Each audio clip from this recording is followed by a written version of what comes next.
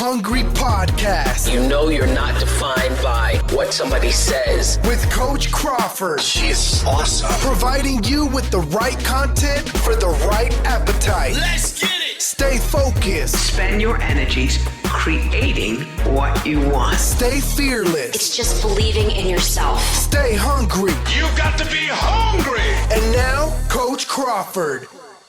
Hello, everybody. This is Coach Crawford with the She's Hungry podcast, here with another episode with an awesome woman sitting with me in the She Cave. So before I go further, of course, like I always do, I want to say thank you to everybody who has tuned in, who has locked in, who has liked, who has loved, who has subscribed to our page, to our social media. Get all those alerts on YouTube, whatever the case may be. We say thank you so much for listening, tuning in, and staying connected with us. It is always a pleasure to be the voice that you're listening to at this moment. Now, with that being said, I want to say hello and shout outs to the woman of the hour.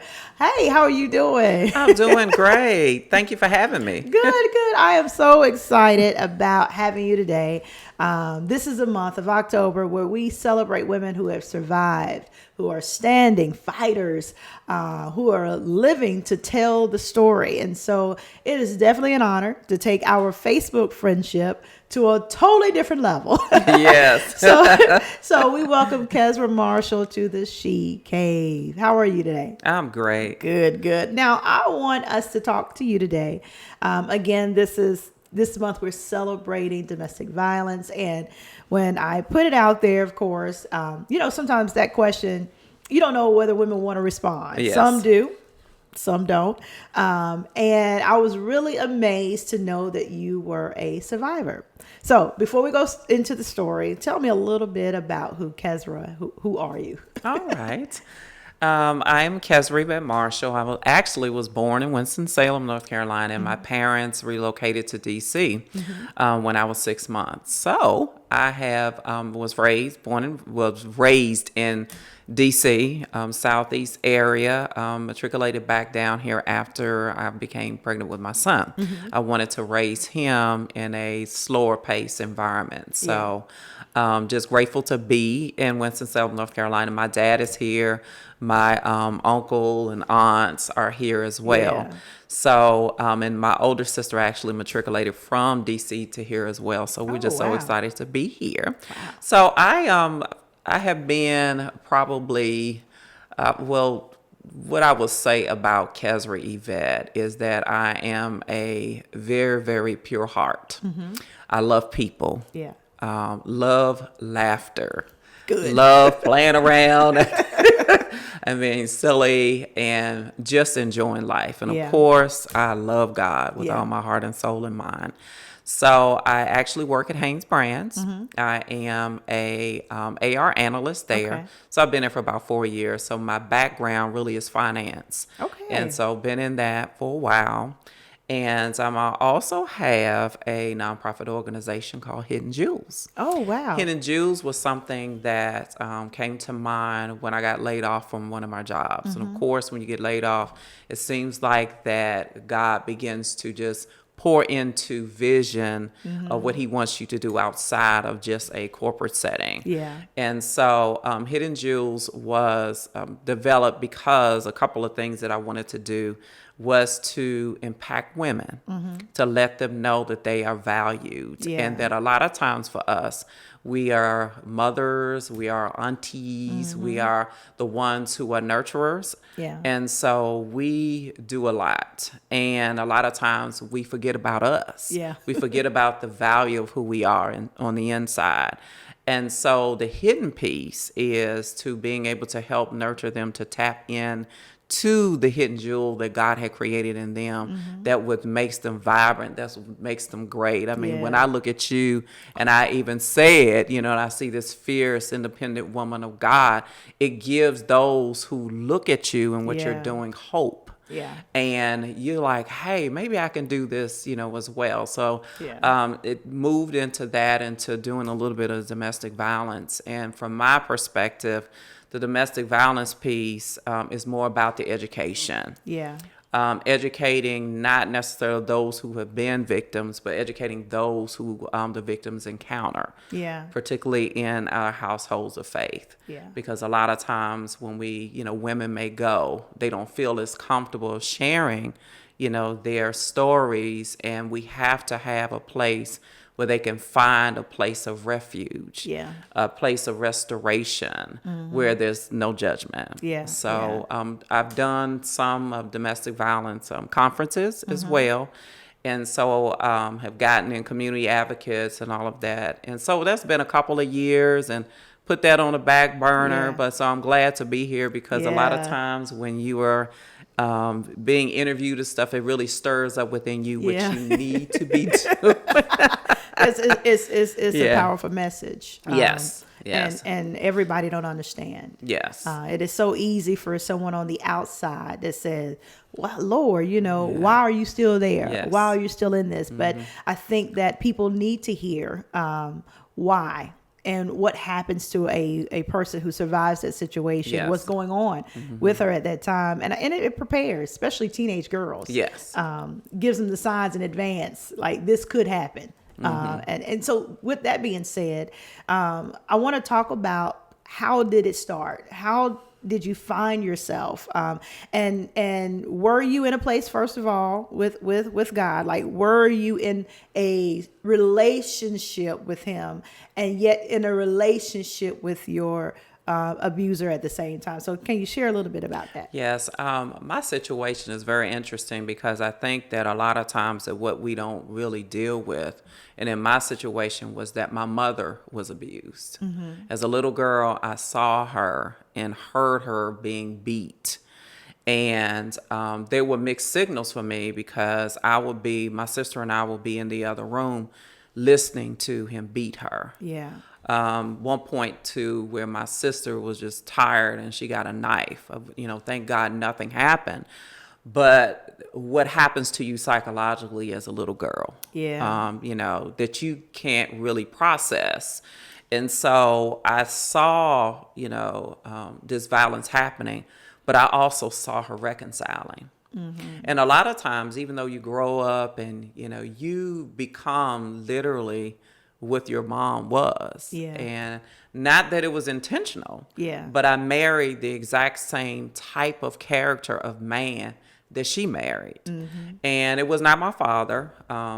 They had divorced. It was her second husband. And so I believe that part of what I contended with when I looked at you talking about a husband, the biggest thing was you need a provider. This particular man who beat her was a provider. Wow. But he beat her because he was very jealous. My mother was an absolutely beautiful woman. And so he was very, very jealous. And so anytime that she was very smart and intelligent. So when she was moved forward and got the attention, he couldn't stand that. Yeah. And so I married the same exact man. Yeah. We met on a job, and it was so interesting because I was a lab tech, so was he. But I had the experience, so I came in on a higher level than him. And I did not know this at the time, but, I was like, oh, he's so nice and sweet. And I had made up in my mind that I was ready to get married. Yeah. So guess what? That's what I did. And so his father also abused his mother. Wow. And so when we talk about just, going down, just looking at it from a generational perspective, this is more, I believe, of a spiritual matter. So on each end, and was I in church? Yeah. Somewhat. I grew up Episcopal, and my ex-husband was also a Catholic. So the way that we view things, so a lot of times I wasn't even going to church. And one of the things that started happening was that he was moving me away from my family, which I didn't even realize initially. So he was like, well, let's go to my mom's house and let's do this. So as long as I was focused on his family, and he had an issue with my mother. So it started with that, just kind of just very, very subtle things, not hitting, not anything like that. And then what happened was he got another job as a cop. So after he got the job as a cop, because the thing about for him, he had to make more money than me. Yeah. So when he became a cop, he made more money than me. But that shifted me too because he was my ride to work. Yeah. So I ended up going into banking. I got 3 promotions in that year. I started making more than him within a year, first year period. And so it started with the physical piece. Yeah. And so went through that. And it's something too, because a lot of times with domestic violence victim, like for myself, I had it together. I was, like I said, I was moving up in the banking industry. Yeah. Had the job, had the house, had the clothes, had, the jewelry. He's a all cop. of that. He's a cop. We were like the middle class. We, bought a beautiful home together in Southeast DC and, had money. I could do whatever I want. But when it came to him, I could not wear certain clothes. And he started with that. Couldn't wear certain clothes. I was a branch supervisor at a bank. And so I wore like a lot of suits and things like that and little cute outfits. And if it was not all the way down to my ankles, Wow. I could not wear colors. I had to wear, he wanted me to wear, so he would go to like high-end stores and purchase like, dresses that was $200 and $300 for me. But all of the colors were like olive. They were like brown, anything to dumb me down. Wow. All the way down to my dresses had to be all the way down to my ankles. So I started hiding my clothes. And when he would go to work, I would put on what I wanted to wear. Yeah. And there was one incident that, he came into my branch, kind of showed up, and I had on this red outfit. And he started singing Prince's Hot Thing. I was so embarrassed. Wow. And so my staff was looking, it was like, what is wrong with your husband? They were like, you are a beautiful woman. He should be grateful, that he's married to you. And so that began the beatings and the fighting and all of that. And so, yeah. So when the first time that he laid his hands on you, what was that experience? Because of course, as you was just explaining, the verbal, the separation, the pulling you away, the control, some people can look at that like, okay, that's a little bit overbearing, but it's not enough to walk away. Yeah. What was it like when the first time that he put his hands on you? Well, I can say this. The first time he put his hands on me was the first time I fought a man. Yeah. And I love my jewelry and my nails and all of that. Yeah. But I was not going to let anybody to hit me without you feeling something back. But the interesting thing about where I was psychologically and even spiritually was that I still didn't leave. Yeah. We had a lot of fights so much so that the doors were broken down, all kinds of stuff. Yeah. And I continued in this bubble that I couldn't let anybody know because I did not let my mother know, even though it seemed strange that I would not share with her because she experienced it. Exactly, yeah. But there's a level of shame that comes with it. And I'm such an independent soul. I'm like, I can handle it. But at the time, I was not in a spiritual place that I needed to be. Yeah. And everything that I thought was, I cannot get a divorce. Yeah. To death do us part. Those vows that kept running in my, what I was raised to believe that you're not, no matter what happens, you need to stay. You got to stay. Yes. And I think that is something I've heard before. I've actually heard older women, and it wasn't necessarily in domestic, but more or less of adultery. Yes. That it's better to have a half a loaf of bread than, no loaf, which means that settle for what you got. Yeah. You better be lucky you got a man. Yeah. And I think it's that mindset of you better take what you got and just make it work. Yeah. And it's not that I could not have, Oh, I can tell. Yeah.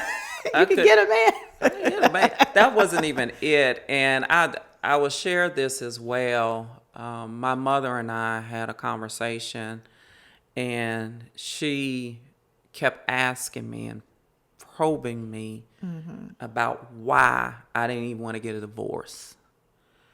And I ended up screaming out because I didn't want to be like you. Wow.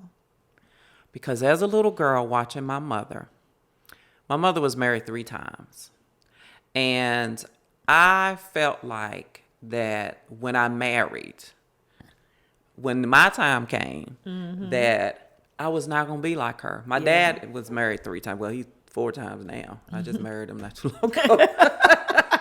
So with that, I was, like, I'm not going to be like this, even though I know she went through this, but I'm going to stay. Yeah. Yeah. So it's so interesting, like we're saying, some of the things that go through your mind, and mine started very young. The impression that was really in me very young, that I began to mimic what I saw. That what you saw. And but yet you're refusing to be like. Yes. But I was. Now, let me ask this question, because what was his excuse the first time? What was the thing that says, okay, you fought him back like a man. You like, you hit me, we're gonna fight, we're gonna do this thing. But what was his apology? What was a form of trying to reconcile that first time? The first time was, I'm sorry. I was, because he was a cop. He was under new stresses and all of that. Using the fact that, because, of course, I told you, he was the one that pulled his father off of his mother. Yeah. Physically. Oh, yeah. That thing, his mother actually got involved, and she was like, you promised me you weren't going to do this to your wife. Yeah. So with her somewhat intervening and, talking or whatever. Now, mind you, my mother never knew any of this was going on. But his mother knew. Yes. Okay. Yeah. So, and I had some friends, of course, that I spoke to, as well, but nothing to make me like snap and say, this is not good for you. Did you hide it for a while before your friends? I hid it a long time. Okay. Yeah, I wasn't one of those that wanted to share this. Yeah. Because I had it together. When I was, the branch manager, I had it together. Yeah. No one ever knew, what I dealt with. Yeah. And, we cover it up with the way we dress, our makeup, our hair. The smile. The smile. But my refuge was my job. Yeah. That place of serenity and peace was my job. Yeah. And when he worked, makes sense. Yeah. Think about your position on a job where at home he made you feel less than. Yes. But on the job, you were in a high position. And you kind of were like you're in control. Yes, absolutely. And I was able to move creatively. I had a lot of opportunities to do programming and some other things there for community development. And so that was pretty much a place that I hid. Yeah. What was one of the worst experience when it came down to a domestic violence issue between you two? What was one of the worst? And this may be the one where you said, okay, I'm done, where it scared you.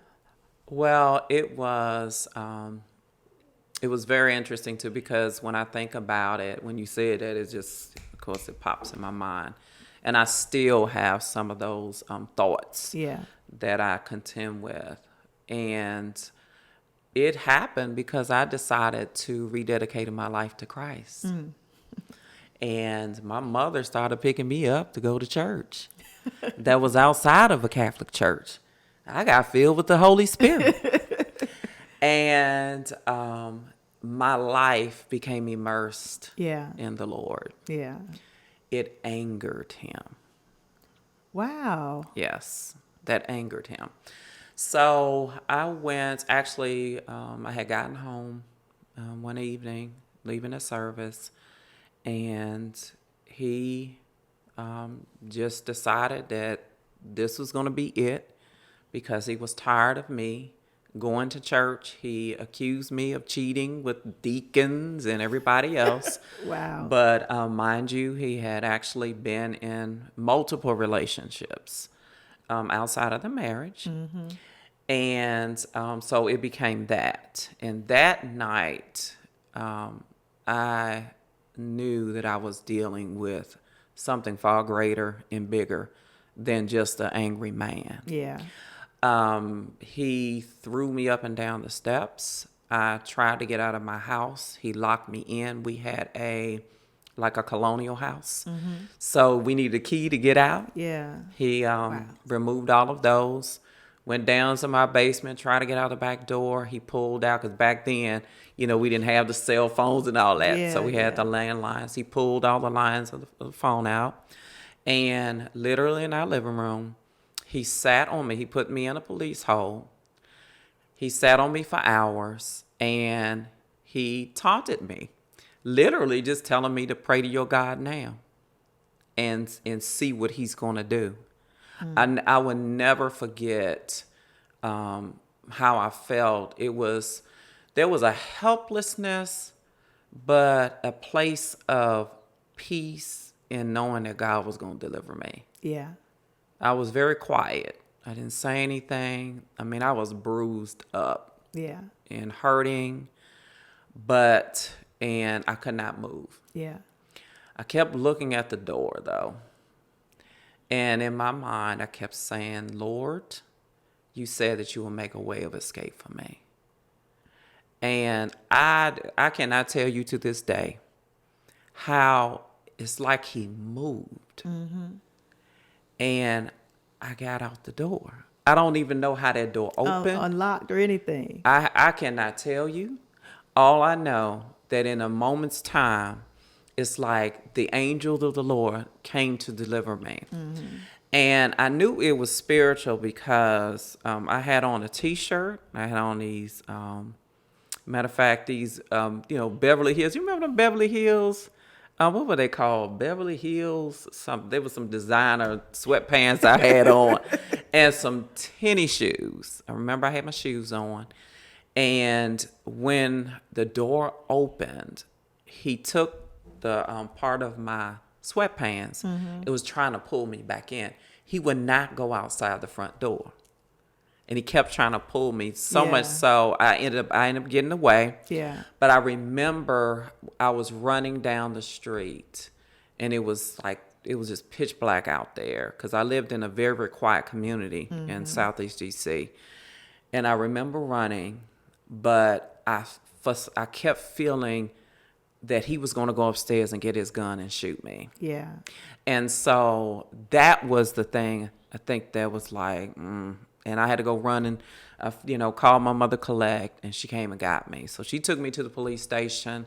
Was it at the station he worked at? No, it was another station. And I was so hysterical at the time because I was so afraid. Yeah. So afraid that my mother was like, I just wanted to go to my mother's house. I didn't want to go to the police station, but she made me file a report and all that. And I was just in a nervous wreck. So and it's so crazy because even after that, even after I left, this is the thing that people don't want to understand. Yeah. Even when you leave, there's still that same thing that tries to pull you back. Yeah. And that happened to me. So you went on back. Tried to, but You it tried, didn't work. but it was okay. It didn't work. And but I'm grateful for the church that I was in to kind of help me move. It's like tug of war. Yes, and that's something that people don't talk about. Yeah. And they was like, well, why would you do that? He just did this. He did it. And the other thing that I did not do, I did not press charges against him. Yeah.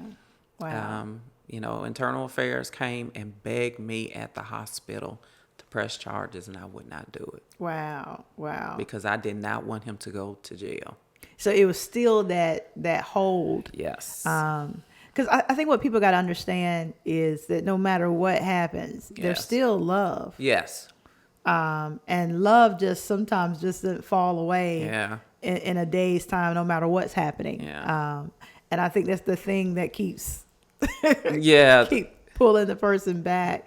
Yeah. It's so easy for a person who has never been physically abused or never been mentally mentally to make assumptions. Thinking it's so easy to step away, but there's so many stories of people stepping away and it doesn't end good. Yeah. Walking away thinking like, you can leave, or making them leave, and it Yes. doesn't end so well. Yes. I think it's really important you handle a person, especially your situation that was going through, with care. Yeah. And wisdom. Yeah. And the thing too is I didn't talk about it. Yeah. I believe that if I shared my story, even if I talked to my mother, I probably would have been in a very different place. Yeah. But the shame piece, the pride piece, because guess what? I have it together. I'm a career woman. Yeah. What do you mean I made a mistake with this marriage? And we go through all of that because, and then when people are like, well, why would you even, you're a pretty lady, you're smart, you're intelligent. That has nothing to do with it. And yes, I made a bad choice. Let me ask this question. After a certain while, how long did it take for you to say, okay, I know that you said you left, but how long did you go through this? Probably about a year or two. We did not get divorced. The divorce did not happen for about 3.5 years. Okay. And it was the third year that I was like, I need to break this off. Yeah. But as I got back into church, as I listened to the word and discover who I was, who Kezra was, outside of this so-called image, we portray a whole lot of stuff. Yeah. And as women, a lot of times we hide. Yeah. We are master mask wearers. Yeah, you're right about that. And and I've always been a child. I was a child I was very quiet at one point, but very introverted, but I'm very reflective. Yeah. So I internalized a lot of stuff. And when people met me initially, they was just like, oh God, you're just so mean, because I had so much bottled up. Yeah. But when I separated from him, and the more that I went to church and the more that I felt the power and the freedom of the Holy Spirit that I never experienced before, all of that stuff started breaking. That's right. And that's what I was going to ask. How Yeah. long did you blame self? Or not saying blame self, but more. I mean, I did. Yeah. You know what? And it's so funny because I'm one of those ones that pocket stuff. So I put it in in a pocket. I got set free and delivered, but I never went through, I believe, the counseling and the process that I needed. So years later, it wasn't until, matter of fact, Garrett Davis, who contacted me to connect with Jennifer Blue, and we did the Hidden Blues Project. And that was part of what I was saying when we did the conference and she did a play, because she went through it as well, was when I became face-to-face and the first time I ever talked about it. Wow. So Some years. I talk about everything else that's happened in my life, but I never talked about this until about 5 years ago. Wow. So that's how deep it can be. Yeah. Because, and I'm one of those that don't like to wear my experiences on my sleeves. Yeah. But what I have found that there were so many women who even sitting, even in the church that I attend now, and that I encounter who are experiencing the same thing. Yeah.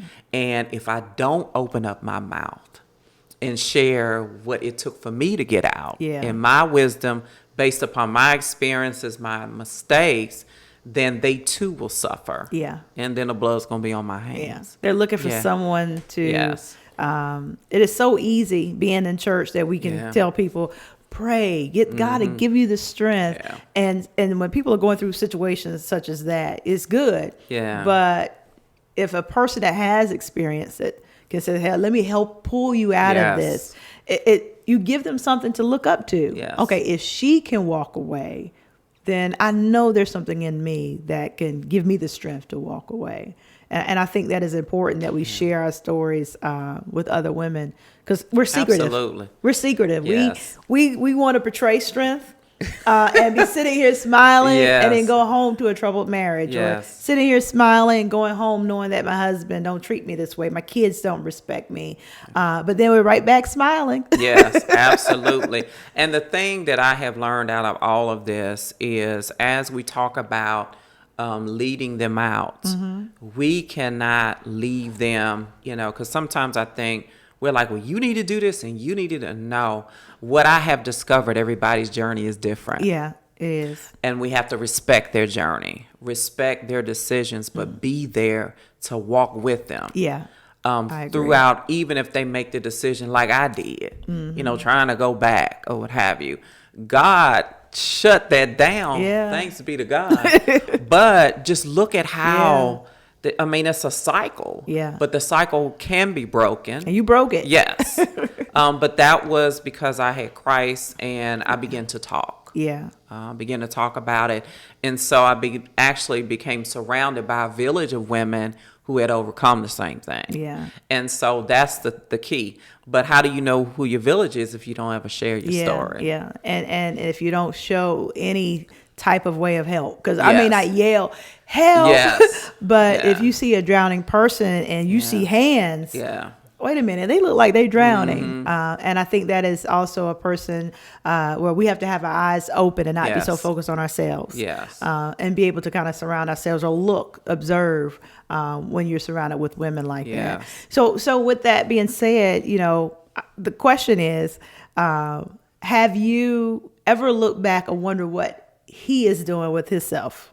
Or when you got to that point of freedom, and I say freedom not only from the marriage, but freedom from the mind and everything, like no ties, you can't pull me back. Has he ever tried to reach back out? Oh, yeah. Like all your posts on Facebook, like. Well, initially we were Facebook friends when I got on Facebook, and I don't even know why I did that. To show him, no. I don't know. But anyway, he knew where I was. Yeah. He's a cop, so he knew he can find where I was even when I moved here. So he knew I was with my dad and had actually called the house to ask me because we actually got married in a Catholic church. They do not honor divorce. That's right. They don't. So he called me to ask me would I tell the priest that I cheated on him so that he can marry this other woman. Wow. That's just how nuts he is. So anyway, my thing to him was, you know what? You can go to the justice of the peace. You don't have to do it in the Catholic church. You can go and get married at a Baptist church. You are free. Yes, you are free. And no. Yeah. Click. And then on Facebook, he sent this anonymous post about how I, devastated him and when I left him and all this other foolishness. And then he literally called again, probably in 2012. Wow. And wanted to get back with me. Just crazy. Yeah. So, of course, So, and this is the thing that ladies that are listening, they're going to come back. Yeah. They're going to try to see how far they can get because I got married in 1988. We were divorced like in 92. But you know how long ago that is? Yeah, But it shows you the mindset of the abuser who believe that they can do the same thing and get the same result. That's a good statement. And so, which to me is insane, but they believe that they know you. Yeah. They believe in the woman that you have become, who is totally different from this person who you was. I got married when I was 19 years old. I'm like, I am a woman. Things have changed. Yes, things have changed. Yeah. And when you understand your value. Yeah. See, I had to see myself through the eyes of God first. God showed me the true jewel that I was in his eyes and how much he loved me and valued me. When you get to that point, no man or anybody else can take that place. Yeah. And so you understand what you will and will not accept. Yeah. Now, has it affected my relationships? Yes, it has. I have not remarried. I'm not dating. I'm not interested in dating right now. And part of that, and I've been in some relationships, have been proposed to, but when it got to that point, I cut them off. Yeah, because I still was at a place where I wasn't ready to move to that, which shows you just how serious domestic violence and its effects on your life. And how deep it yes, goes. it is. Yeah. I think now I'm a little bit, more open, but that's one of the reasons why I shy away from just like serious commitment. Yeah. And so those are some things that, some women may go through. Some may just run into the arms of Miss Prince Charming, whoever. I'm just not that person. But Yeah. and I don't know if even people even talked about their side of it. I like how you brought that out. As well. Because, even though you break free, again, like I was saying, have you really broken? How deep are... And it goes back. I think you have to look at domestic violence. If your roots, that root, go back from you as a child. Yes. So it's not just him as the abuser and you the victim, but what you saw in your mother. Yes. And so, that's something that I think that women who have stepped away from the relationship don't, just because I've broken up, don't mean I'm good. Yes. It's counseling. Yes. It's absolutely the counseling piece, and making sure you go to the right counselor. Yeah. I went to a counselor, and I was told in my counseling session that I had the view of marriage with the white picket fence. So I was very, very just turned off by going back to counseling, particularly in the church. Yeah. Because it did not help me. It did not help me to heal those open wounds that were in my soul that needed to be healed because of what took place with me. Yeah. Yeah. And so I never went through, the formal counseling piece, but I admonish anyone, find that, whether it's a coach, find that place where you're able to break completely free. Otherwise, there's going to be some residue there. Yeah. Yeah. That you're going to have to, work through for yourself. Yeah. And it takes some time. Yeah. I can But be just okay imagine. with your journey too. And don't try to rush it. Yes. Yeah. Everybody's, like you said before, Yes. journey is different, which means the path is different, the recovery is different. Absolutely. Time frame is different. Yes. Just don't compare your story to somebody anybody else's story. Yeah. Exactly. And those who are sharing their stories, be kind, be patient Yeah. with those who you encounter. Yeah. Because you're ministering to yourself. Yeah. And think about, maybe you might not have done it this way, but just think about how you will feel about it. Exactly. And the state that you were in, because domestic violence, the hitting piece was not it. Yeah. The hitting piece, I could get over the pain of that.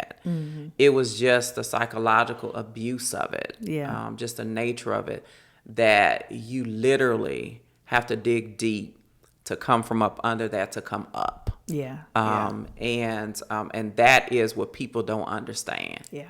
Because it's like, he would say, he would, call me all kinds of names in front of his son, because we didn't have any kids, but he had a child. And his son would be crying at him. It's like, don't call, because my nickname was Granny. He said, don't you call Granny that. Don't call Granny that. So he would be going to him, telling him what he don't need to be doing. Yeah. But these are the type of things. And I believe that there is a picture that it shows like every word that's being spoken and how powerful that is. Whether you, it's like, I don't receive it. It's like somebody writes it on your forehead and you're walking around with all these, these words of just all over your body. And until you understand how you're able to break free from the power of those words, they follow you. Yeah. Yeah. I agree. I really agree. So before we close, I want people to know, what are you doing now? What are we doing now? And what are we expecting from Kezra? All right. Well, right now I am, of course, a member of Union Baptist Church under Bishop Sir Walter Lee Mack Jr. and First Lady Kim. Want to give them a shout out.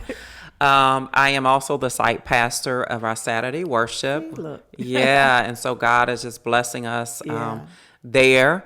And just in a process of really just kind of realigning my hidden jewels nonprofit organization. Yeah. So I'll be doing some things you'll be hearing. I got to get my book out. Yeah. My bishop's been on me about that because I do have a story to tell. Yeah. And I just stay tuned. Yeah, we'll stay connected. Yes. Where can we follow you on social media? You can follow me on Instagram at Kezra Yvette. That's KEZRA YVETTE. Facebook is Kezra Y Marshall. Yes. Stay connected. Yes. And my Twitter, I was trying to think of my Twitter. I don't know. I don't even know what my Twitter. Just type in my name. You'll find me. Type in Kezra Y Marshall. You'll find me. I'm so glad that, again, like I said at the beginning, that we had the opportunity to meet. We follow each other on social media, and we always stay connected to what we're doing. Yes, absolutely. But being able to kind of meet face to face is always way better than social media. Yes. But most of all, I'm really glad that you took the time to sit with me to share your story and how you survived domestic violence. Yes. I'm telling you, hearing the story and even allowing me to ask questions on certain levels, definitely, trust me, it's an honor, and especially your response. I want women who are listening, who may be quietly going through, who are suffering, to find strength to say, you know what, I need to reach out. And even if they inbox you, hit you up, whatever the case, I heard it, let me ask her a question because she understands. Yes. Then we've done exactly what's necessary. So we celebrate you this month.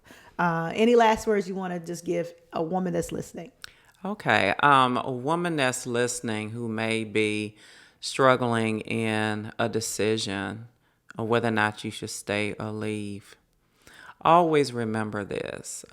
God did not establish you to be a doormat.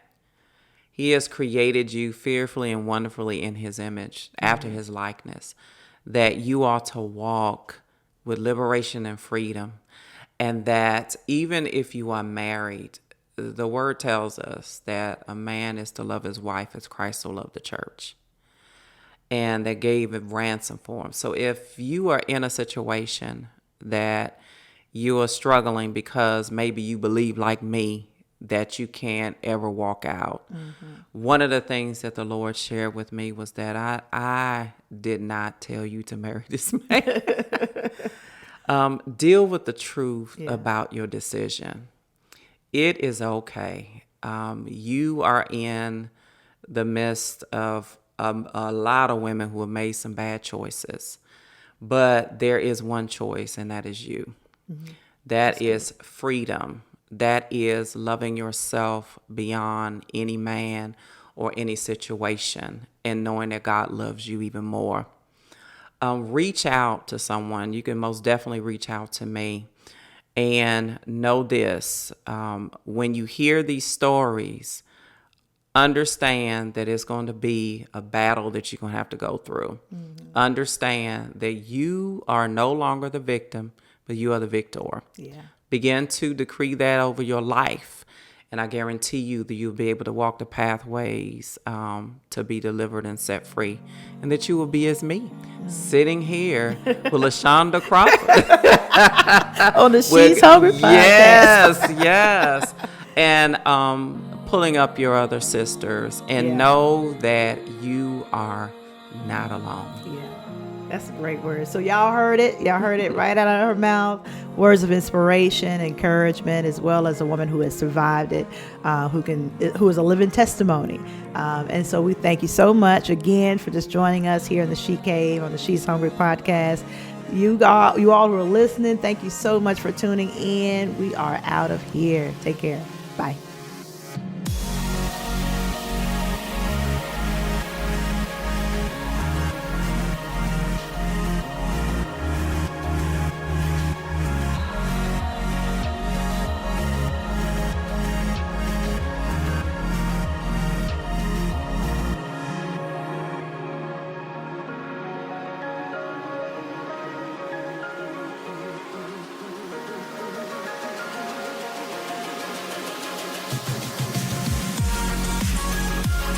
This is the She's Hungry podcast with Coach Crawford.